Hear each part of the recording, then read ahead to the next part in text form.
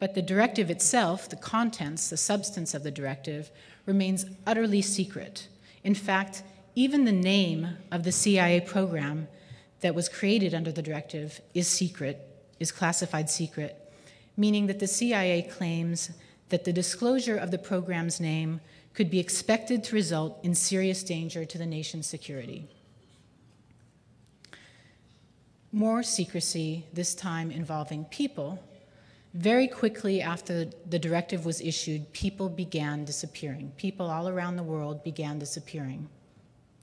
The first documented case is that of Jamil Saeed Mohammed, a Yemeni scientist who was arrested in Pakistan, handed over to US agents, and flown out of the country on a private jet, a CIA contracted jet, in October 2001.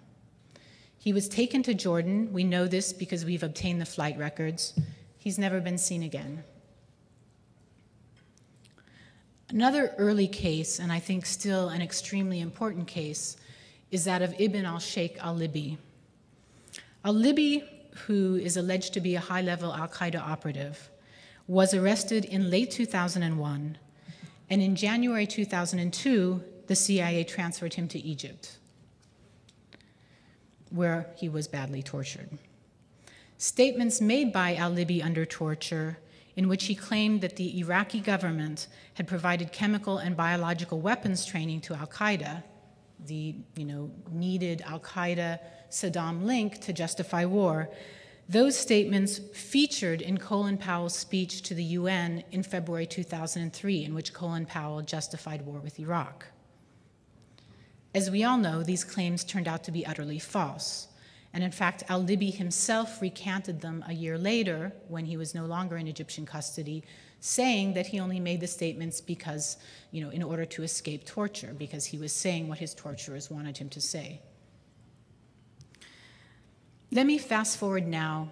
There are many other cases of rendition I could describe, and a previous speaker made reference to the case of Maher Arar, who's a Canadian citizen who was handed over from US custody. He was picked up at JFK and handed over to the Syrians, held there for more than a year and badly tortured. But I'll skip over some of those cases. I hope that you read about these things when you go home. But let me jump now into the CIA's own detention program. So at some point in late 2002, the CIA moved beyond just transferring people to abusive countries, to Egypt, to Jordan, to Morocco, to Syria, which are all countries that we know suspects were transferred to. The CIA moved beyond that to actually operating its own secret prisons. This program grew quickly, and in fact, even though, as I will emphasize it again and again, everything about this program is very secret, so we don't have firm numbers, and there are many names missing, I believe, but we believe that at least 60 to 80 people were held in these secret prisons over the past 5 years. Details of this detention program began coming to light in 2004, when Khalid al-Masri, a German citizen of Lebanese descent, told the German police what sounded like an absolutely wild and unbelievable story about having been kidnapped, abused, and held in secret detention in Afghanistan by the US. Al-Masri was arrested in Macedonia by Macedonian agents in December 2003 as he was crossing into Macedonia. He was held secretly at a motel in Skopje for a month and interrogated. Then he was handed over to the CIA, where, like every other detainee I've spoken to, he was sort of wrapped up like a package. They put them in sort of a mummy-like outfit, blindfold, sort of earmuffs over the ears, arms strapped to their legs, shackles all around, and then wrapped up in cloth and packaged like that and sent to Afghanistan, where he was held for 4 months in a secret prison until, in fact, the sad thing is the US, it's been pretty reliably reported that the US very early on knew that it had the wrong man, knew that it had an innocent man, and yet it was, what do we do with this guy now that we've brought him to Afghanistan? And Condi Rice actually had to press for his release and say, no, we cannot, we cannot continue holding this man that we know is innocent.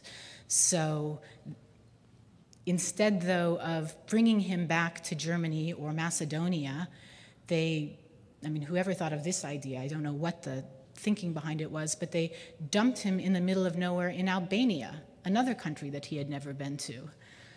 But he finally did manage to make his way back to Germany with, bedraggled, long hair, long beard that had grown during in detention, and immediately reported his story to the German police, who I think for a while, had a very difficult time believing it. But now, of course, in retrospect, it's all very well known, and it's been reported that Condi Rice actually apologized to Chancellor Angela Merkel in Germany, saying that, sorry, we made a mistake, oops.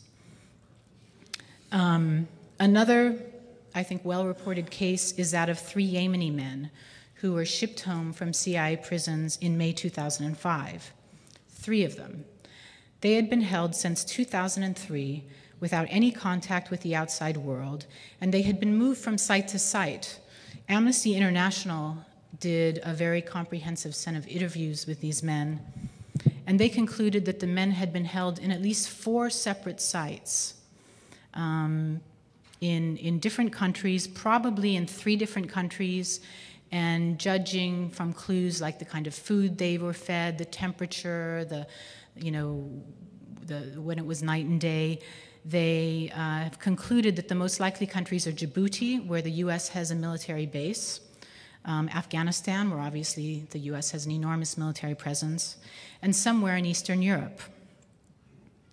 The Eastern Europe connection turned out to be extremely important because although the U.S. Congress has been, and I'll talk about that in a little while, basically hands off with this program, the Europeans, when they found out about it, have been a little more aggressive, and European public opinion has been simply appalled at the thought that secret CIA prisons have been operating on European territory.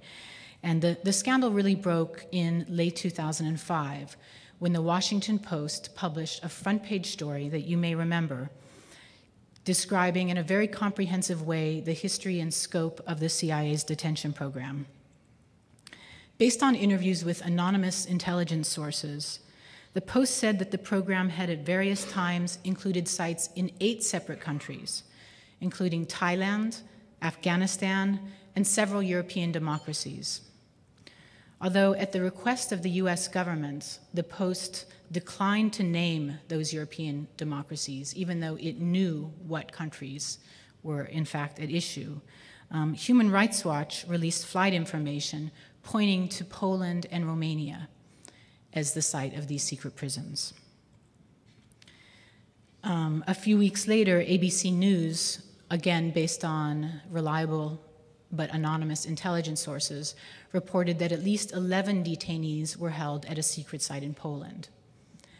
This led to an enormous uproar in Europe and 2 very high-level official investigations. The first by the Council of Europe, which is a human rights and sort of cross-regional body that covers, I believe it's 45 European, Eastern European countries, and another investigation by the European Parliament, both of which ended up, one revealing really important information about flights, documenting flights, detainee flights, rendition flights all across Europe, and also documenting European complicity in these activities. So although my purpose here is not to discuss European practices, it's worth emphasizing that it wasn't just the US acting as a rogue state alone, it was acting together with European and other intelligence services, actually more so Middle Eastern intelligence services, obviously Syria and Egypt and a lot of other people that we don't want to brag about our close relationship